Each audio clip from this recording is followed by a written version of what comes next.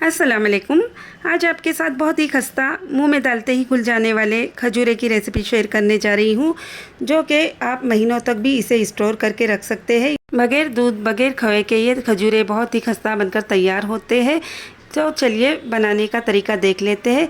इस कटोरी से मैंने 3 कटोरी मैदा ले लिया है। अब इसी कटोरी से मैं आधी कटोरी सूजी डाल देती हूँ। मैंने यहाँ पर बारीक वाली सूजी ली है, आप चाहे तो मोटी वाली सूजी का भी यूज़ कर सकते हैं। तो सभी मेजरमेंट को बराबर से आप देख लें, जिसकी वजह से खजूरे बहुत ही खस्ता बनेंगे। अब इसी कटोरी से मैं पाउडर चीनी का यूज़ कर रही हूँ। तो इस बात का ध्यान रखना है कि अगर आपके पास जाड़ी वाली चीनी हो तो उसे मिक्सी में ग्राइंड कर ले और उसका पाउडर बना ले। इस तरीके से 1 कटोरी पूरी मैंने चीनी यूज़ की है। और देखिए सभी चीज़ों को डाल दिया है इसके अंदर। अब इसके अंदर जाएगा चुटकी भर नमक। तो यहाँ पर टेस्ट को बैलेंस देने के लिए इस तरीके से हल्का सा नमक डाल दे, जिसकी वजह से टेस्ट बहुत ही अच्छा आएगा।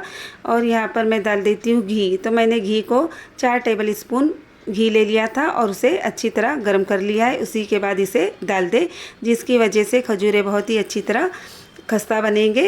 इस बात का ध्यान रखना है कि अगर घी बहुत ज़्यादा गर्म हो तो उसे पहले चम्मच से मिलाएं और फिर हाथों की मदद से इस तरीके से मिक्स करें। सभी चीज़ें बहुत ही अच्छी तरह मिक्स करना है। इस बात का ध्यान रखना है कि इस तरीके से मिक्स करने के बाद एक मुट्ठी सी बनानी है, जिसकी वजह से हमें पता चलेगा कि जो हमने घी डाला है वो परफेक्ट है। अगर मुट्ठी बन गई तो समझिए घी डालना सही है, और अगर कम होगा तो इस तरीके से मुट्ठी नहीं बनेगी। और थोड़ा सा घी गर्म करके दोबारा डाल दे, जिसकी वजह से ये परफेक्ट हो जाएगा और खजूरे बहुत ही अच्छी तरह बनेंगे। यहाँ पर मैंने इसे गूंदने के लिए नॉर्मल गर्म पानी लिया है। इस तरीके से हल्का हल्का पानी डाल के ही इसे गूंदना है। इसमें बहुत ही कम पानी का यूज़ होता है, इसलिए एक साथ पानी ना डालें, नहीं तो ये बहुत ज़्यादा पतला हो जाएगा और डो बहुत ही नरम सा बन जाएगा। इसलिए इस बात का बिल्कुल भी ध्यान रखना है कि थोड़ा थोड़ा करके ही इसमें पानी डालें। इस तरीके से मैं इसका एक डो तैयार कर लेती हूँ। इस तरीके से एक सख्त सा डो मैंने तैयार कर लिया है। इसमें बहुत ही कम पानी का यूज़ हुआ है। 1 गिलास मैंने पानी लिया था, उसमें से भी थोड़ा सा पानी बच गया है। अब इस डो को मैं बिल्कुल भी रेस्ट नहीं दूंगी और इसे डायरेक्ट बेलना शुरू कर दूंगी। आप चाहे तो इस डो के 2 हिस्से भी कर सकते हैं और 2 पेड़े बनाकर भी इसे बेल सकते हैं, लेकिन मैं एक ही बार में इसे बेल लूँगी। इस तरीके से बेलन की मदद से इसे फैलाते जाऊंगी और इसे बेलते जाऊंगी।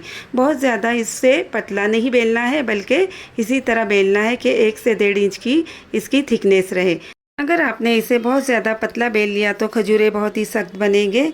इसलिए इस बात का ध्यान रखना है कि 1 से 1.5 इंच ही इसकी थिकनेस रहे। तो आप देख सकते हैं इतना मोटा मैंने इसे रखा है। अब इसे कटर की मदद से कट कर लेती हूँ। इस तरीके से इसके किनारे पहले निकाल लेती हूँ। इसे भी मैं बाद में बेल कर यूज़ करूँगी। इसे कट कर लेती हूँ। तो यहाँ पर मैंने खजूरे का शेप दे दिया है। इस तरीके से इसे कट करना है। आपको जिस भी साइज़ के खजूरे बनाना हो आप कटर की मदद से उसे कट कर सकते हैं।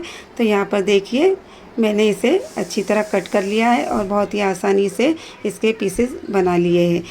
खजूरों को मैंने अच्छी तरह कट कर लिया है और देख सकते हैं सभी पीसेस बनकर तैयार हो चुके हैं। गैस के ऊपर मैंने कढ़ाई में पहले से ही ऑयल गर्म होने रख दिया था। अब मैं एक साथ इन खजूरों को उठा कर डालूंगी। इस तरीके से एक साथ कई सारे खजूरे का गुच्छा ले ले और डाल दे, ये अपने आप ही अलग हो जाएंगे। इन खजूरों को फ्राई होने में तकरीबन 10 से 15 मिनट लगेंगे।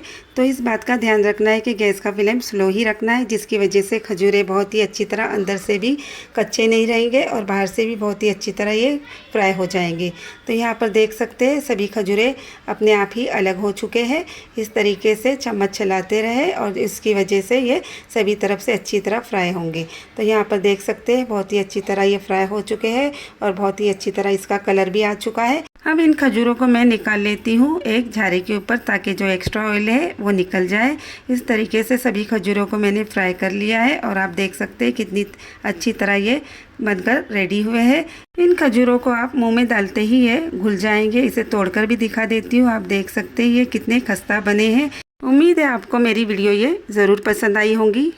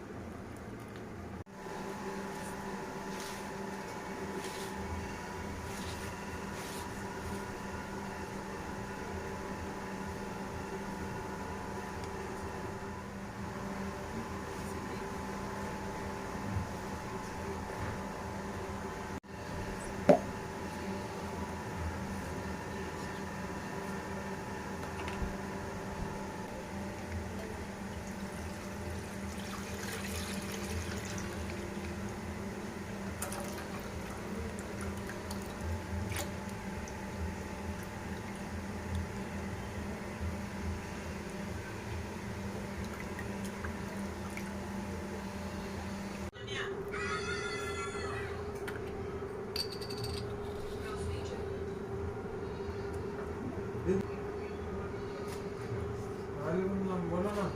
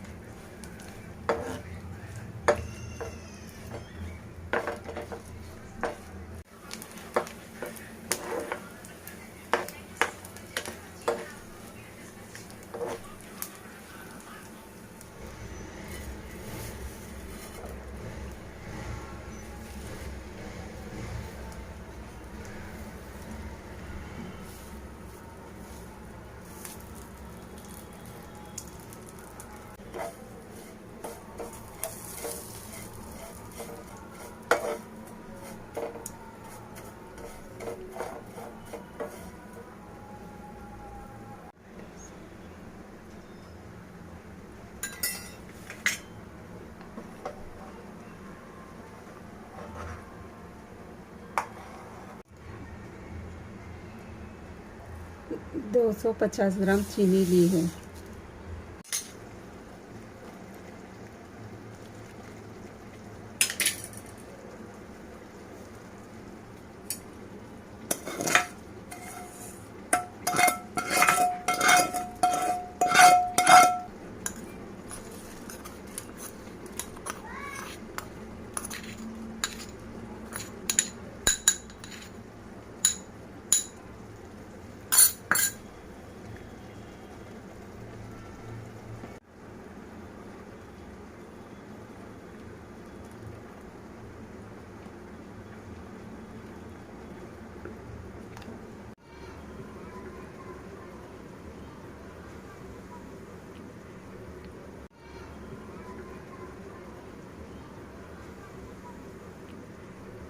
अस्सलाम वालेकुम, मैं हूँ यास्मीन।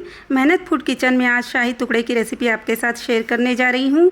मेरा दावा है कि अगर आपने एक बार इस तरीके से शाही टुकड़े बना लिए तो आपको इसके सामने सभी डिज़र्ट फीके लगेंगे। वीडियो को बगैर स्किप किए एंड तक देखिए ताकि इसका कोई भी पार्ट मिस ना हो। सबसे पहले यहाँ पर मैंने 8 ब्रेड ले लिए हैं और इसके किनारे निकाल लेने हैं। तो यहाँ पर मैं इसे पहले अच्छी तरह इसके किनारे निकाल लेती हूँ, एक एक करके इसे कट कर देती हूँ। अगर आपके पास कैंची हो तो उससे भी आप इसे कट कर सकते हैं। चाकू की बनिस्बत कैंची से बहुत ही आसानी से इसके किनारे कट हो जाते हैं। तो इन किनारों को फेंकिएगा नहीं, इन किनारों को ब्रेड क्रम्ब वगैरह बना ले और स्टोर भी आप कर सकते हैं। तो आप कई रेसिपी में इन किनारों का ब्रेड क्रम्ब के तौर पर यूज़ कर सकते हैं। यहाँ पर मैंने इस तरीके से इसे कट कर लिया है। बाकी के ब्रेड भी मैं इसी तरीके से कट कर लेती हूँ। कढ़ाई के अंदर मैंने तेल गरम होने रख दिया है। जो शाही टुकड़े होते हैं उसमें घी का यूज़ होता है, लेकिन मैं आपको एडवाइस करूँगी कि आप तेल का ही यूज़ करें। वो इसलिए कि शाही टुकड़ों को अक्सर ठंडा करके खाया जाता है और ठंडा होने की वजह से जो घी होता है वो हर्ड हो जाता है। इसलिए मैं एडवाइस करूँगी कि आप इसे ऑयल में ही फ्राई करें। तो यहाँ पर इसे बहुत ज़्यादा गोल्डन नहीं करना, बस इसे अच्छी तरह कलर चेंज होने का वेट करना है। इस तरीके से उसे स्लो फ्लेम पर ही इसे क्रिस्पी करेंगे। तो आप देख सकते हैं इस तरीके का कलर इसका होना चाहिए। सभी ब्रेड को इसी कलर में फ्राई करना है, ना बहुत ज़्यादा इसे वाइट रखना है, ना बहुत ज़्यादा इसे ब्राउन करना है। अब इसे मैं निकाल लेती हूँ और बाकी के ब्रेड भी इसी तरह मैं फ्राई कर लेती हूँ। अगर ब्रेड बहुत ज़्यादा ब्राउन हो जाएंगे तो वो टेस्ट नहीं आएगा जो कि शाही टुकड़ों का आता है। इसलिए इस बात का यहाँ पर ध्यान रखना है कि शाही टुकड़े बनाते वक्त इसे बिल्कुल भी ब्राउन ना करें। इस तरीके का बिल्कुल परफेक्ट कलर होना चाहिए। गैस के ऊपर मैंने एक पैन गरम होने रख दिया है। इसके अंदर मैं डाल देती हूँ 1 कप भरकर चीनी। तो यहाँ पर मैंने जितनी चीनी ली है उसका पौना कप मैं पानी लूँगी। इसकी मुझे चाशनी बनानी है। 1/4 टीस्पून इसके अंदर मैं येलो फूड कलर का यूज़ कर रही हूँ। ये ऑप्शनल है, लेकिन इससे जो ब्रेड में लुक आता है वो बहुत ही अच्छा दिखाई देता है। इसलिए मैं एडवाइस दूंगी कि आप इसे ज़रूर डालें। यहाँ पर इसे अच्छी तरह मिक्स करेंगे, इसे ज़्यादा कुक नहीं करेंगे। जैसे ही इसमें बॉयल आना शुरू हो जाएगा बस 1 से 2 मिनट इसे कुक करना है, क्योंकि अगर चाशनी बहुत ज़्यादा गाढ़ी हो जाएगी तो ब्रेड इसे एब्जॉर्ब नहीं करेंगे और फिर अंदर तक वो मिठास नहीं पहुंच पाएंगी। इसलिए मैं कहूँगी कि आप इसे थोड़ी सी पतली ही रखें। 1 लीटर दूध ले लिया था मैंने, इसे गैस के ऊपर गर्म होने रख दिया है। इस दूध के अंदर से मैंने 3 बड़े चम्मच दूध पहले ही निकाल लिया था। ये दूध ठंडा होना चाहिए। इसके अंदर मैं डाल देती हूँ 3 टेबल स्पून भरकर कस्टर्ड पाउडर। अगर आपके पास कस्टर्ड पाउडर ना हो तो आप इसके अंदर कॉर्नफ्लोर भी मिक्स कर सकते हैं। ठंडे ही दूध में इसे अच्छी तरह मिक्स करना है, जिसकी वजह से इसमें जो भी लम्स होंगे वो निकल जाएंगे। इस तरीके से बिल्कुल स्मूथ हो जाना चाहिए। अब यहाँ पर दूध को कुक होते होते 10 मिनट हो चुके हैं और ये काफ़ी थिक हो चुका है। इस तरीके से मैं इसके अंदर से 3 बड़े चम्मच भरकर दूध निकाल लेती हूँ। दूध अच्छी तरह गर्म हो उसी वक्त इसे निकालें। अब यहाँ पर मैंने 100 ग्राम खवा ले लिया था और ये फ्रेश खवा है। इसे मैं दूध के अंदर डाल देती हूँ। इस गर्म दूध में डालते ही ये अच्छी तरह मेल्ट हो जाएगा। इस बात का बिल्कुल ध्यान रखना है कि दूध गर्म हो उसी वक्त इसे डालें, तो बहुत ही जल्द ये मेल्ट हो जाता है। इस तरीके से चम्मच की मदद से मैं इसे अच्छी तरह मिक्स करूँगी और इसका भी कोई भी लम्स ना रहे, इस तरीके से ये मिक्स करना है। आप देख सकते हैं ये बहुत ही आसानी के साथ मिक्स हो चुका है और बहुत जल्द ये मेल्ट हो चुका है। इस तरीके से मैं इसे गर्म दूध के अंदर डाल देती हूँ। तो यहाँ पर पूरे खवे को मैंने इस तरीके से डाल दिया है। इसे डालने के बाद लगातार चम्मच चलाना है और इस बात का बिल्कुल भी ध्यान रखना है कि गैस का फ्लेम बिल्कुल भी स्लो रहे, जिसकी वजह से ये नीचे नहीं चिपकेगा और बहुत ही अच्छी तरह इसमें मिक्स हो जाएगा। अगर आप बहुत ज़्यादा मीठे के शौकीन हैं तो 2 से 3 टेबल स्पून इसके अंदर चीनी और डाल दें, जिसकी वजह से इसकी मिठास और ज़्यादा बढ़ जाएगी। अब मैंने जो मिक्सचर बनाया था कस्टर्ड का, उसे भी इसके अंदर डाल देती हूँ। इसे डालने के बाद लगातार चम्मच चलाना है और इसे अच्छी तरह कुक करना है। 4 से 5 मिनट तक इसे और अच्छी तरह मिक्स करते जाना है। कस्टर्ड डालने के बाद ये दूध काफ़ी थिक सा हो जाएगा और इसका कलर भी येलो हो जाएगा। अब इसके अंदर मैं आधा टीस्पून के करीब इलायची पाउडर डाल देती हूँ और इसे डालने के बाद अच्छी तरह मिक्स कर देती हूँ। इलायची पाउडर डालने से इसका फ्लेवर बहुत ही अच्छा आता है, खुशबू भी बहुत ही अच्छी आती है। इसे डालने के बाद 2 से 3 मिनट तक मैं और अच्छी तरह मिक्स करूँगी। अब मैंने गैस का फ्लेम बंद कर दिया है और इसे ठंडा होने के लिए एक साइड में रख देती हूँ। जो चाशनी मैंने बनाई थी वो भी ठंडी हो चुकी है। इसके अंदर जो मैंने ब्रेड फ्राई किए थे वो डाल देती हूँ और इसे अच्छी तरह डीप कर लेती हूँ। ब्रेड को बहुत ही अच्छी तरह इसके अंदर डीप करना है, जिसकी वजह से चाशनी अंदर तक चली जाएगी। अगर चाशनी पतली होंगी तो ब्रेड के अंदर तक इसका रस आसानी के साथ जाएगा। तो सभी ब्रेड को मैंने चाशनी में डीप कर लिया है। अब मैंने यहाँ पर एक कांच का इस तरीके से ट्रे ले लिया है और इसके अंदर मैं इन ब्रेड को रख देती हूँ। इस तरीके से 4 ब्रेड को मैंने रख दिया है। सभी ब्रेड के ऊपर मैं कस्टर्ड का मिक्सर अच्छी तरह से डाल देती हूँ और इसे पूरी तरीके से अच्छी तरह कवर कर लेती हूँ। कस्टर्ड के मिक्सर से इसे मैंने पूरा कवर कर लिया है। अब इस पर मैं दूसरी ब्रेड की लेयर लगा लेती हूँ। इस बात का ध्यान रखना चाहिए कि अच्छी तरह ये डीप हो जाए, इस तरीके से इसे कवर करना है। तो यहाँ पर भी मैं अच्छी तरह इसे कवर कर लेती हूँ। ठंडा होने के बाद ये मिक्सर और ज़्यादा गाढ़ा हो जाएगा, इसलिए थोड़ा सा इसे पतला ही रखना है। अब इसे पूरी तरह मैं कवर कर देती हूँ। इसके ऊपर मैं 2 टेबल स्पून इस चाशनी को डाल देती हूँ। ये भी ऑप्शनल है, लेकिन मैंने मिठास बढ़ाने के लिए इसे डाला है। अगर आपको बहुत ज़्यादा मीठा पसंद ना हो तो इसे स्किप कर दे। अब यहाँ पर सिल्वर कवर मैंने लगा दिया है, ये ऑप्शनल है, इससे लुक बहुत ही अच्छा आता है। टूटी फ्रूटी और काजू से इसकी मैंने गार्निशिंग कर ली है, क्योंकि ये एक शाही डिश है और इसे इस अंदाज में ही बनाया जाता है, इसीलिए तो इसे स्वीट डिज़र्ट का बादशाह कहा जाता है। अगर आपको ड्राई फ्रूट पसंद ना हो तो आप बगैर ड्राई फ्रूट के भी इसे बना सकते हैं।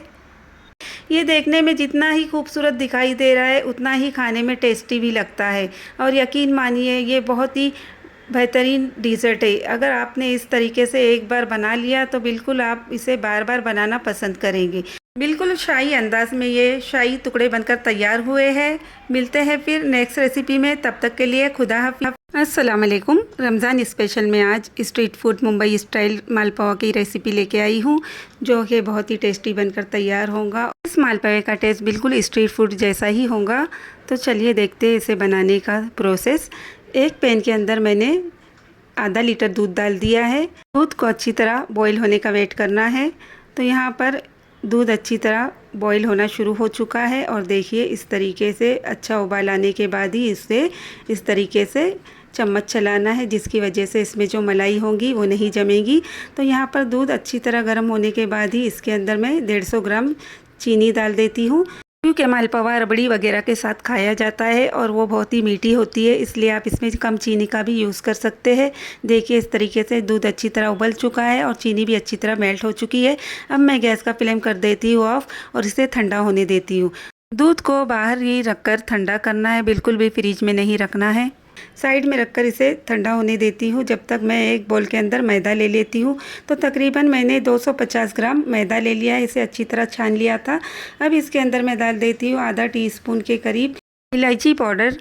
अब आधा टीस्पून के करीब मैंने येलो फूड कलर ले लिया है, इसे भी इसके अंदर डाल देती हूँ। इससे कलर बहुत ही अच्छा आता है। अगर आप फूड कलर नहीं डालना चाहते तो थोड़े से केसर को दूध में भिगो कर रखें और उसे डाल दें, उससे भी कलर बहुत ही अच्छा आता है और खुशबू भी बहुत ही अच्छी आती है। इस तरीके से एक बीटर की मदद से इसे अच्छी तरह मिक्स कर लिया है। अब थोड़ा थोड़ा करके दूध डालती हूँ। अब दूध हमारा बिल्कुल भी ठंडा हो चुका है। इस तरीके से थोड़ा थोड़ा डालने से बैटर बहुत ही अच्छी तरह बनता है। तो देखिए पूरा आधा लीटर मैंने इसके अंदर दूध डाल दिया है और इसे अच्छी तरह मिक्स कर लेती हूँ। कोई भी इसके अंदर लम्स नहीं रहने पाए, इस तरीके से इसे मिक्स करना है। इस स्टेज पर आप इसे स्टोर करके भी 4 से 5 दिन तक यूज़ कर सकते हैं। यहाँ पर मैंने 4 अंडे ले लिए हैं, लेकिन अंडों को एक साथ नहीं डालना है, एक एक करके थोड़ा थोड़ा बैटर लेके हम अंडों को यूज़ करेंगे। कि अगर बैटर बच जाएगा और अंडे डाले होंगे तो वो ख़राब हो जाएगा, इसलिए इसे स्टोर नहीं कर सकते। इसलिए अंडों को बिल्कुल भी एक साथ बैटर के अंदर नहीं डालना है, ठीक है। तो यहाँ पर देखिए मैंने यहाँ पर एक कटोरी ले ली है, उसके अंदर मैं थोड़ा थोड़ा बैटर लेकर उसके अंदर मैं अंडों को फेंटूँगी। तो यहाँ पर मैंने 1, 2 और ये 3, इस तरीके से 3 चम्मच में एक अंडा हम यूज़ करेंगे। तो यहाँ पर पूरे 3 चम्मच भरकर मैंने ले लिए है और इसके अंदर मैं एक अंडा डालकर अच्छी तरह फेंट लूँगी। को डालने के बाद बैटर को अच्छी तरह से मिक्स करना है। एक चम्मच की मदद से जितना इसे मिक्स करेंगे उतना ही ये बहुत ही अच्छी तरह मालपुआ बनकर तैयार होगा। तो यहाँ पर देखिए इसे कम से कम 1 से 2 मिनट तक इस तरीके से फेंटना है, जिसकी वजह से बहुत ही अच्छी तरह ये मिक्स हो जाएगा। तो यहाँ पर पहले से ही मैंने कढ़ाई के अंदर तेल गरम होने रख दिया है। जब भी आप इस तरीके से मालपुआ बनाएं तो किसी चौड़े मुँह का बॉटम ले, जिसकी वजह से मालपुए बहुत ही अच्छी तरह बनकर तैयार होते हैं। इस तरीके से कटोरी की मदद से इस बैटर को बिल्कुल सेंटर में डालना है और बिल्कुल भी इसे टच नहीं करना, ये अपने आप ही फैल जाता है। 2 मिनट तक मालपुए को बिल्कुल भी टच नहीं करना है। जब ये नीचे से अच्छी तरह फ्राई हो जाएगा तो इसे पलट देना है। तो यहाँ पर ये बहुत ही आसानी के साथ फ्राई हो जाएगा और देखिए कितना इस अच्छी तरह ये फ्राई हो चुका है, नीचे से आप देख सकते हैं। तो यहाँ पर इसे मैं अभी पलट देती हूँ और 2 चम्मच की मदद से इसे पलटना है, बहुत ही ध्यान से इसे पलटना है, नहीं तो जो तेल के छींटे हैं वो अपने ऊपर उड़ने के चांसेस होते हैं। इसलिए इस स्टेज पर बहुत ही संभल कर पलटे।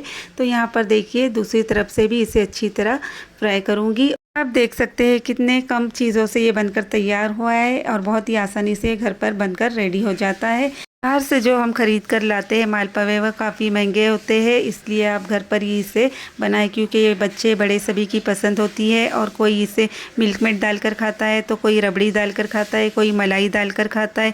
तो मालपुआ अच्छी तरह देखिए फ्राई हो चुका है और इसका तेल अच्छी तरह पहले निकाल लेना है। एक छन्नी में डालकर इसे मैंने अच्छी तरह तेल निकाल लिया है। अब देखिए इसे एक एल्युमिनियम फॉइल पर रख दिया। इस तरीके से मैंने बाकी के मालपुए भी फ्राई कर लिए हैं और देखिए कितनी अच्छी तरह दोनों साइड से फ्राई हो चुके हैं। बिल्कुल बाज़ार वाला स्ट्रीट फूड वाला लुक आया है। रमज़ान में दस्तरखान पर ऐसी चीज़ें बनकर आती है तो दस्तरखान की रौनक बढ़ जाती है। और ये चीज़ें रमज़ान में अक्सर लोग बाहर से ख़रीद कर लाते हैं, जो कि काफ़ी महंगी होती है। इस तरीके से आप घर पर ही बहुत ही अच्छी तरह मालपुआ बना सकते हैं। इसे फ्रेश क्रीम के साथ भी खाया जाता है। अगर आपको पसंद हो तो इस पर फ्रेश क्रीम डालकर भी आप खा सकते हैं। मैं यहाँ पर थोड़ी सी रबड़ी डाल देती हूँ इस तरीके से। अगर आपको ड्राई फ्रूट पसंद है तो इस रबड़ी के ऊपर आप डालकर इसे खा सकते हैं। आप चाहे तो बिना ड्राई फ्रूट या रबड़ी वगैरह के भी इसे खा सकते हैं, ये वैसे भी बहुत ही अच्छी तरह लगते हैं। सिर्फ इसमें एक बात का ध्यान रखना है कि जो बैटर आपने बनाया है उसमें एक साथ अंडे ना डालें, नहीं तो उसे आप स्टोर नहीं कर सकते। बगैर अंडों के इसे 2 से 3 दिन के लिए स्टोर करके रख सकते हैं।